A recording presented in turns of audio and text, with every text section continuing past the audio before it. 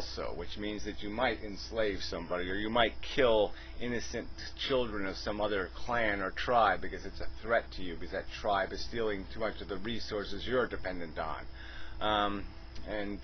You will have mechanisms built in that are unsustainable, because you all think you're Adam and Eve, and you all think you can go out and fruitfully multiply. These are mechanisms and circumstances that will make you, in some respects, just as dangerous as that white shark. But in other respects, you can display what might look like altruistic behavior. Alright, so then so we're human. It gets complicated because we have emotions, but let's just take the emotions out of it. We don't need to allow our emotions to define the values. We can define the values as abstractions, as something that's not connected to ourselves. It's connected to that reality of that metaphorical board game.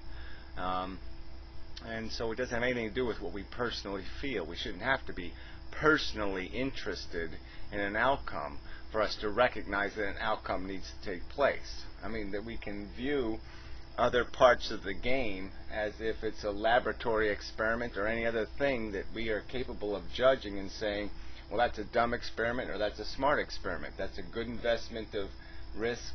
That's a bad investment of risk. And so that's the basics of ethics. It's just recognizing what are the pieces and what are their values. And it's just quite obvious. Again, here's another premise, that fundamentally the welfare of every human being has a substantially equal nature. That it really doesn't matter who has the broken leg. A broken leg will be fundamentally experienced the same way by 99% of the human race. That a certain torture or unpleasantness is going to be experienced the same way by most human beings. And certainly there's aberrants, but what's the point of talking about the aberrants for the purpose of the argument or the conversation? And so, is there something wrong with that premise? That one person's welfare is not more important fundamentally than some other person's welfare, because their welfare is just going to be made out of a conscious experience. So you can't win by hurting somebody else. Is the basic concept. You can't, if you're building your satisfaction out of somebody's dissatisfaction, well, you've just zeroed the sum. You've just broken the game rules, because now you've consumed more than you're producing. And the production always has to be in that context of creating more satisfaction than dissatisfaction, or less harm, or more pleasure. And then we can get into the argument of whether what pleasures are worth what kind of investment. I mean, is a great cherry pie worth a year of slavery for a human being? Or is it worth, if you had to make it, are you making a mincemeat pie or something? You're making a pie out of some animals. How many animals is it worth harming or torturing to make your pie so you can have your satisfying pie meal?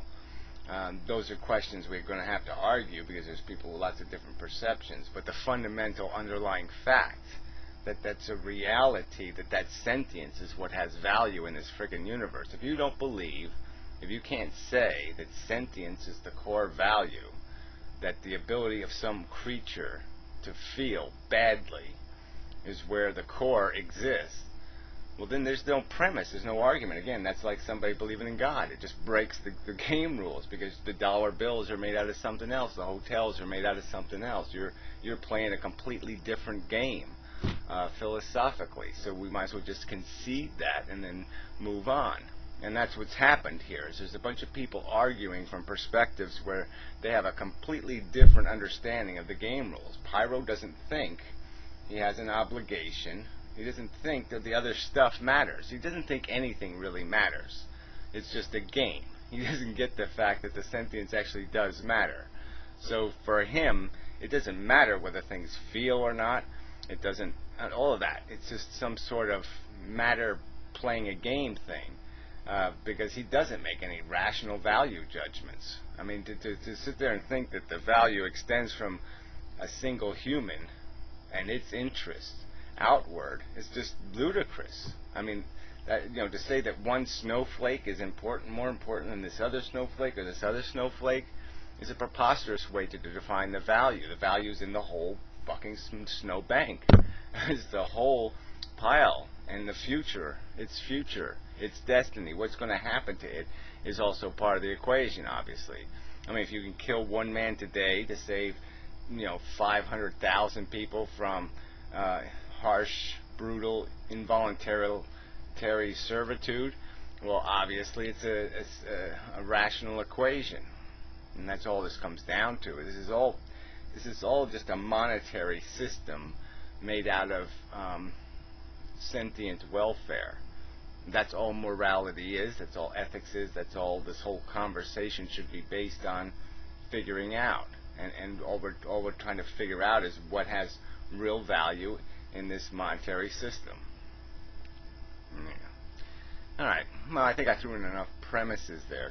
So argue with the premises, and that's all I'm arguing with other people. When they start, control. I mean, look again. I'm not going to go back to the to be serious video, but what she did in that video was disgusting.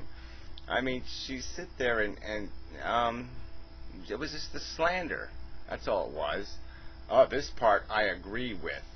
That somehow because somebody says minimize losses and do it without getting government involved, and somehow they're as scary as communism and fascism, bullshit. I mean, that was just such a bullshit tactic, and for none of you weasels to concede that was bullshit, just points out that you're full of shit. So, enough said. So, yeah, unsub all you want. I mean, that might just give me more incentive to watch your videos and look for something to kick your ass about. So, it's okay with me. So, until next time. Whenever that'll be. Like I said, I'm not terribly interested. Because clearly, I mean, here we have a world of 7 billion people, and this is the extent of the conversation. This is the best that the world has to offer. Here's the most powerful communication medium, direct communication medium, and this is it. This is what 7 billion human beings can produce. This is the level of conversation. Anthropomorphic, blah, blah, blah, blah, blah. Nietzsche this, blah, blah, blah, blah, blah. Name dropping all over the fucking place. Just a bunch of fucking babble. Not a real conversation to be had. So enough said.